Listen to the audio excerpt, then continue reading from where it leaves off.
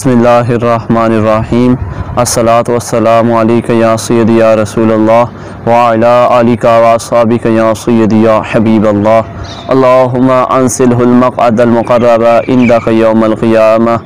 آج کا ہمارا موضوع قضاء حاجت کے آداب ہیں۔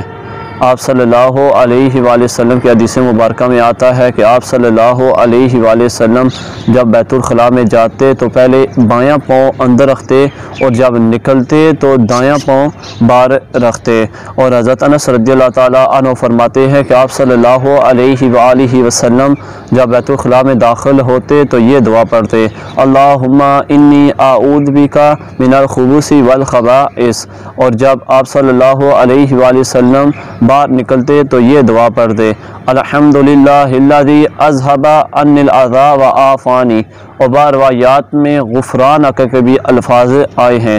آپ صلی اللہ علیہ وآلہ وسلم نے ارشاد فرمایا کہ جب تم میں سے کوئی بندہ ڈھیلے کے ساتھ استنجا کرے تو اسے چاہیے کہ طاق عدد میں ان کو استعمال کرے۔ آپ صلی اللہ علیہ وآلہ وسلم نے ارشاد فرمایا کہ تمہیں چاہیے لید اور اس کے ساتھ استنجا نہ کرو اور نہ ہی ہڈیوں کے ساتھ استنجا کرو، کیونکہ یہ جنوں کی خوراک ہے۔ آپ صلی اللہ علیہ وآلہ وسلم نے فرمایا 3 جگہ پر پیشاب نہ کرو: سائے میں، رستے میں اور سوراخ میں۔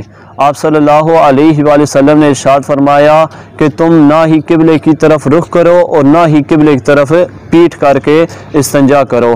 آپ صلی اللہ علیہ وآلہ وسلم نے ارشاد فرمایا کہ بقدر ضرورت بیت الخلاء میں بیٹھنا چاہیے، اس سے زیادہ بندے کو بیت الخلاء میں نہیں بیٹھنا چاہیے۔ صحابہ فرماتے ہیں کہ آپ صلی اللہ علیہ وآلہ وسلم کو جب استنجے کی حاجت ہوتی تو آپ صلی اللہ علیہ وآلہ وسلم شہر سے دور جاتے۔ آپ صلی اللہ علیہ وآلہ وسلم کا یہ عمل مبارک تھا، اور صحابہ فرماتے ہیں کہ آپ صلی اللہ علیہ وآلہ وسلم پردے میں پسندیدہ یہ کرتے کہ ریت کا ٹوڈا یا کھجوروں کے جھنڈ میں آپ صلی اللہ علیہ وآلہ وسلم استنجا کیا کرتے تھے۔ اور آپ صلی اللہ علیہ وآلہ وسلم نے ارشاد فرمایا کہ کوئی بندہ پتھر استعمال کرے تو اسے چاہیے کہ اس کے بعد پانی استعمال کرے۔ اللہ تعالیٰ کی بارگاہ میں دعا ہے کہ اللہ تعالیٰ ہم کو سنتوں پر عمل کرنے کی توفیق عطا فرمائے۔